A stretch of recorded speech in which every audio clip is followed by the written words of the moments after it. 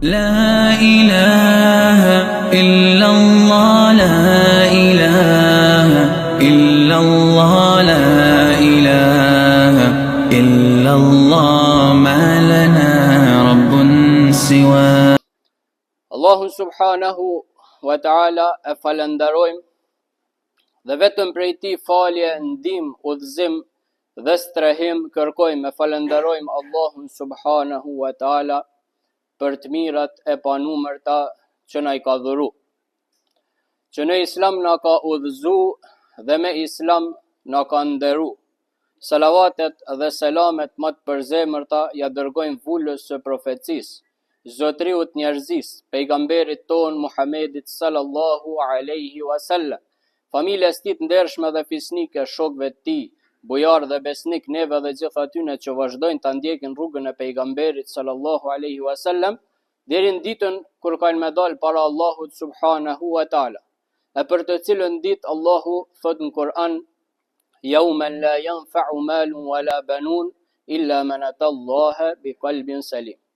Atë ditë, thot njeriut, nuk ka me ba ma dobi as malli dhe as evladi, përveç atij njeri i cili është kthy tek Allahu subhanahu wa taala me një zemër të pastër apo me një zemër të shëndosht.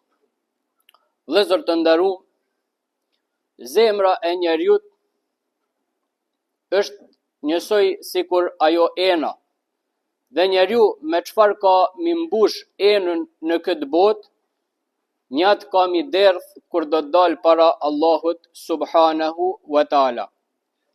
Ajo zemër që mban mllef, që mban urrëtie, që mban hasmëri, ajo zemër vetëm se e rëndon pronarin e vet. Ndërsa ajo zemër që i falën tjerë, ajo zemër që shpërndan mirësi tek të tjerë, ajo zemër vetëm se është lehtësim dhe ndriçim për pronarin e vet. Allahu subhanahu wa taala, vëllezër të nderuar, nuk duhet me harru një gjë, se Allahu subhanahu wa taala nuk e shpërblen robin dhe nuk e lartësen për atë hasmëri apo për atë hakmarrje që ai e mban në zemrën e tij dhe që ka mi kry apo pret mi kry kundër tjerëve. Mirë po Allahu e shpërblen dhe e lartëson robin e tij për aq sa robi i falën të tjerët, i falën ato që i kanë hy atij në hak. Prandaj, vëllezër të nderuar, besimtari musliman e pastron zemrën e tij, sepse zemra e pastër nga sëmundjet e ndryshme, nga hasedi, nga zilia, nga hasmëria, është shtëpi e imanit. Ndërsa zemra që mban idhnim me të tjerët, që mban hasmëri, është barë prej barrave të shejtanit. Allahu subhanahu wa taala në Kur'an, kur flet për ato njerëzit me cilësi të larta, për njerëz të devotshëm, për njerëz që Allahu për ata njerëz ka përgatit xhenetet të cilat rrjedhin lumenj, ndërmjet tjerash ato pra muttaqint, ato njerëz të devotshëm, thot Allahu subhanahu wa taala që janë ato el-kadhimin el-ghaidha wal-afina anin nas, wallahu yuhibbul muhsinin. Janë ato njerëz që kur zemrohen e frenojnë mllefin e tyne.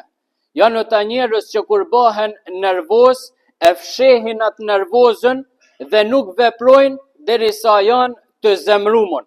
Mirë po e përmbajnë zemrimin dhe shpresojnë në shpërblim tek Allahu.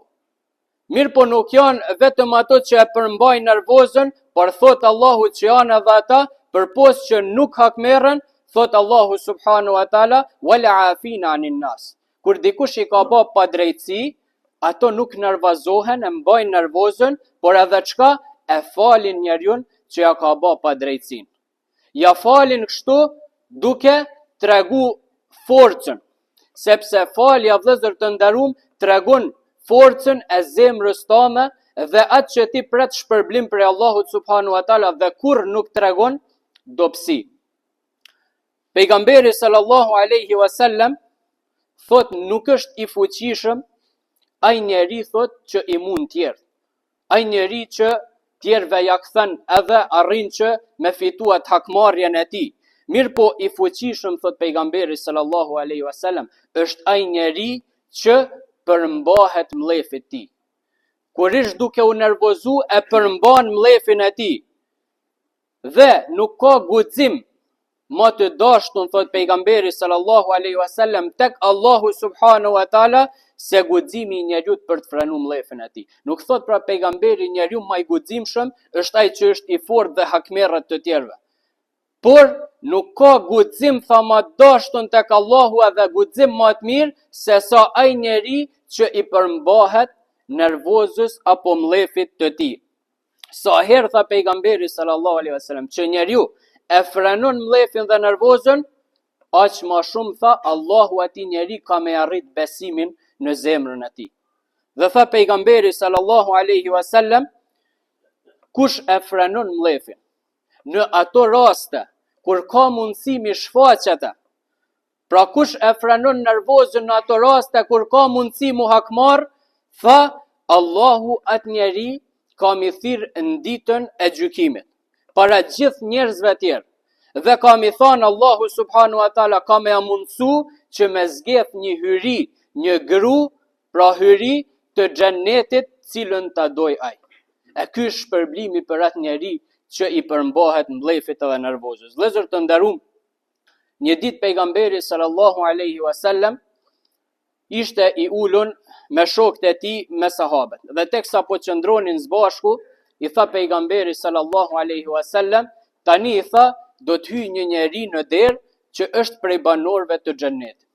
Dhe gjithë e sjellën kryt ka dera me pa kush është njeri, dhe hyri ai njeri dhe hyri një njeri i thjesht me mjekër të lagun nga abdesi dhe me dakpuc në dorë.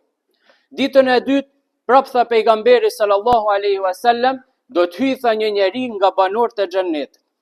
Dhe ditën e tretë e përsëriti po ashtu, dhe të tre ditë që e tha pejgamberi sallallahu alaihi wasallam, hyri i njëjti njeri. Dhe një nga shokët e pejgamberit sallallahu alaihi wasallam, Abdullah bin Amr bin As, donte që tash me shku me pa dhe me mësu se çka bën ai njeri pos tjerëve që Allahu subhanahu wa taala ka përgëzuar me xhennet. Dhe çka me bë ky mendon diçka që mi thon atij që ai mi marr shtëpinë e tij dhe i thot jam përbetu, i thot se nuk kam mendoj në shtëpinë e babës për 3 ditë. Am pranon, i thot, në shtëpinë tënde. Dhe ky i thot po. Dhe për 3 ditë qëndrimet strehohet pra Abdullahu ke ky njeri, dhe për 3 ditë qëndrimet ky veç e vëzhgonte se çka bën ai njeri. Çka bën që pejgamberi sallallahu alaihi wasallam ka thënë që ai është prej banorëve të xhennetit. E shikën, namaz natë nuk falën. I falën pra Yasin, falën sabahun normalisht si gjithë tjerë. Njeri që flitte fjalë të mira dhe kështu me radhë, mirë po nuk bënte kur gjatë posaçme nga shok tjerë të pejgamberit sallallahu alaihi wasallam. Dhe një ditë, pra mas 3 ditëve i tha Abdullahu, i tha shika, unë i tha, ata kam pas vetëm se si justifikim, nuk kam ba fjalë me babën. Por i tha, kam ardhur me të shiku, i tha, çka bën ti diçka të posaçme që pejgamberi tha për ty që je banor i xhennetit. Dhe ky i tha, nuk baj kur gjë, i tha, përpos asaj çam ke pa që baj. Dhe Abdullahu nis me ik, ndërkohë ky pa e thirrën edhe i thot, unë i thot, nuk i tradhtoj musliman. Unë i thot, kur bi me fjet, ja fali gjithë atyre njerëzve që më kanë hyrë hak, unë ja fali gjithë atyre. Dhe nuk kam thot në zemrën time, e pastroj zemrën gjithë kohës, gjatë gjithë kohës, nga zilia, i thot. Nuk kam zili për asnjë njeri për dhuntit që Allahu apo dhuratat që Allahu subhanahu wa taala ja ka dhënë atij. Pra, nuk i tradhtoj muslimant, e pastroj zemrën nga hasmëria, nuk mbaj inate me askën dhe nuk kam zili për kurgja. Dhe i tha Abdullahu, këto qenkën ato cilësi që pejgamberi sallallahu alaihi wasallam tha për ty që je prej banorëve të xhennetit. Vëllezër të nderuam, Allahu subhanahu wa taala në Kur'an thot wala tastawi alhasanatu wala as-sayyi'a idfa billati hi ahsanu fa idha alladhi baynaka wa baynahu adawatun ka'annahu waliyyun hamim. Thot Allahu subhanahu wa taala, nuk është e barabartë e keqja dhe e mira. Në mes tyne ka një dallim pra të madh. Dhe çka thot Allahu subhanahu wa taala? Idfa billati hi ahsan. Nëse dikush thot ty të ka bë keq, nuk thot Allahu ktheja të keqen me të keqe. Pra me atë çat ka bëj ty, ktheja dhe ti tash mrapa. Mirë po thot Allahu subhanahu wa taala, idfa billati hi ahsan. Të keqen që ta ka bë, ktheja thot me të mirë. Dhe thot Omeri radiallahu anhu, nëse thot një njeri dën që mi dënu ram për atë mëkat që të ka bë ai ty, atëherë thot sillu me atë njeri ashtu siç ka urdhnu Allahu subhanahu wa taala që ti mos sjell. Dhe thot Allahu subhanahu wa taala, idhan ladhi bainaka wa bainahu adawa. Nëse një njeri që ty të ka bë keq, ti atë keqe ke me ja kthy me të mirë, dhe zërë të ndaru më bani mend, ky është ekuacion. Nëse të keqen thot ke me ja kthy me të mirë, thot Allahu subhanahu wa taala, ai armik i joti ka mu bë mik i afërmt i joti. Gjëgjësisht ka mu bë shok i joti i dashtun. Nëse pra i ja kthen të keqen me të mirë, ti thot ke me ja shtrydh zemrën atij njeriu. Pra Allahu subhanahu wa taala po na mëson se nëse dikush na bën keq dhe ja kthem me të mirë, armikun kena mi bë mik. Mirë po, a është e lehtë kja? A mundet mi bë këtë gjitha kush? Normalisht që nuk mundet. Sepse shumica e njerëzve, apo gjithë njerëzit e kajnë natyrën e vet hakmarrje. Gjithë kush dën me ja kthy tjetrit atë çka ai i ka bë. Mirë po, normalisht që këto janë virtyte njerëzve të devotshëm. Dhe thot Allahu në vazhdimin e ajetit, thot që këta virtyte wa ma yulaqaha illa alladhina sabaru wa ma yulaqaha illa dhu hadhin adhim. Këtë Allahu subhanahu wa taala nuk mundet mi arrit çdo kush. Mirë po munden mi arrit vetëm ato njerëz që kanë durim dhe kanë virtyte të larta. E mbetën në dorën tonë, a do na me qenë prej atyre njerëzve që kanë me pas virtyte të larta edhe të shpërblymën tek Allahu subhanahu wa taala, apo prej atyre njerëzve që kena mu hakmarr edhe kena me tret shpërblimin tek Allahu subhanahu wa taala. Vëllezër të nderuam, falja ndaj dikujt që të ka hyrë hak mundet mu bë sebeb që ti mi bë atë njeri që me reflektu. Njëherë teksa pejgamberi sallallahu alaihi wasallam ishte me shokët e tij në xhami, një beduin hyri në xhami edhe e kryvi nevojën e vogël në mes xhamisë. Dhe sahabet shqetësumën, shokët e pejgamberit shqetësumën, doshtën mu nisën të që mi dënu. Mirë po pejgamberi sallallahu alaihi wasallam i ndaloi dhe i tha, merrni një kofë, pastroni urinën. Dhe i tha, vërtet tha ju jeni dërgu për lehtësim dhe nuk jeni dërgu tha për vështirësim. Dhe kështu vëllezër të nderuam, pas kësaj ngjarje, ai beduini e kërkoi gabimin e tij dhe i tha pejgamberit sallallahu alaihi wasallam, mëshira, pra Allahu na mëshiroft mu edhe ty.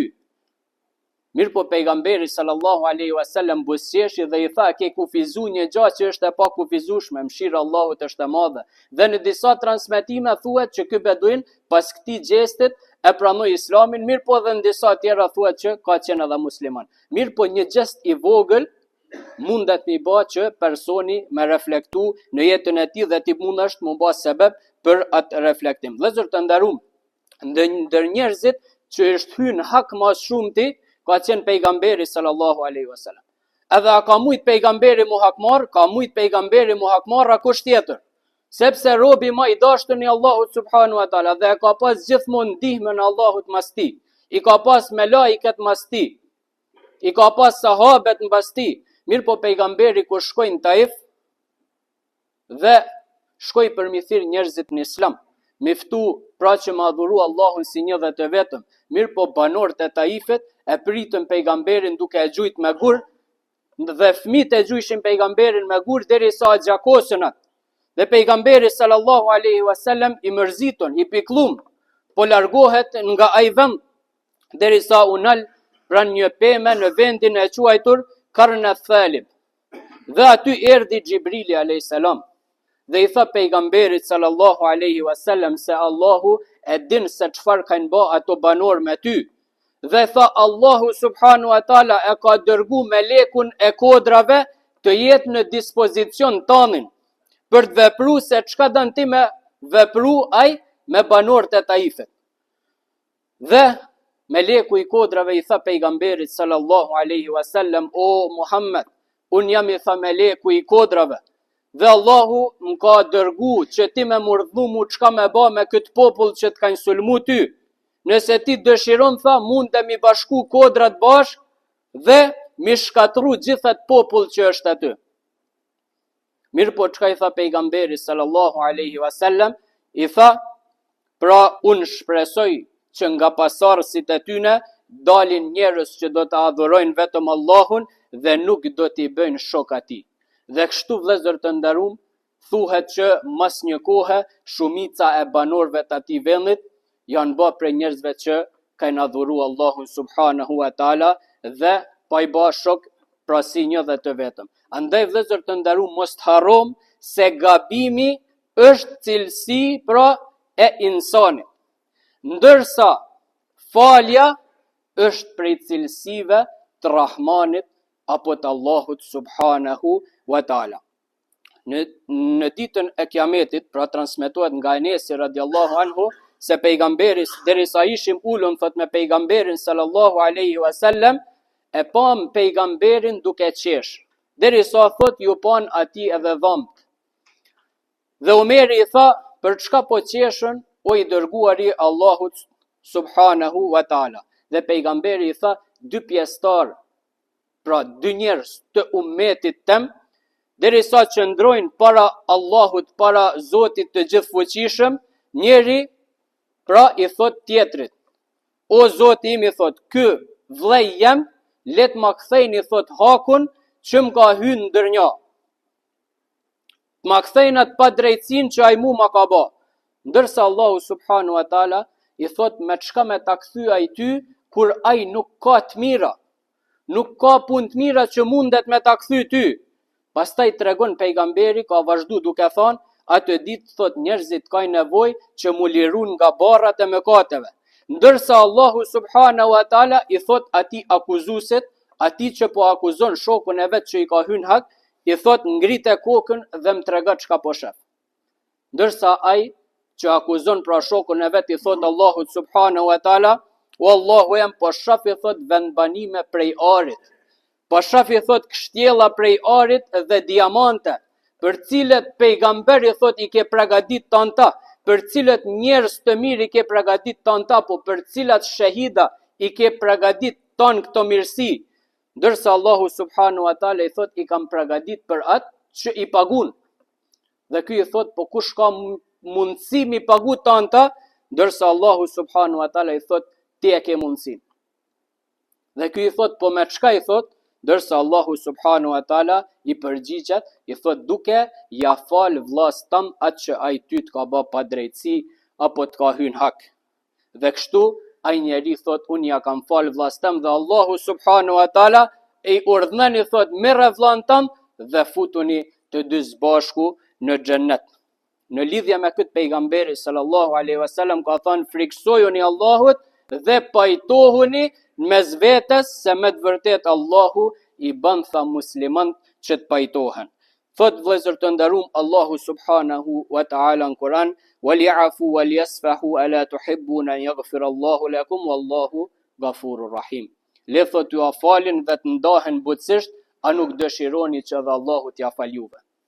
Nëse keni mi fal tjerë, ta dini vëllezër të nderuam se dhe Allahu subhanahu wa taala ka me ju fal juve. Vëllezër të nderuam, ti harrom merit, ti harrom hasedet, ti harrom nervozat apo idhnimet që i kemi me vëllezërit musliman. Le t'ja falim vëllezërve ton, e sidomos tash që gjendemi pranë muajit të Ramazanit.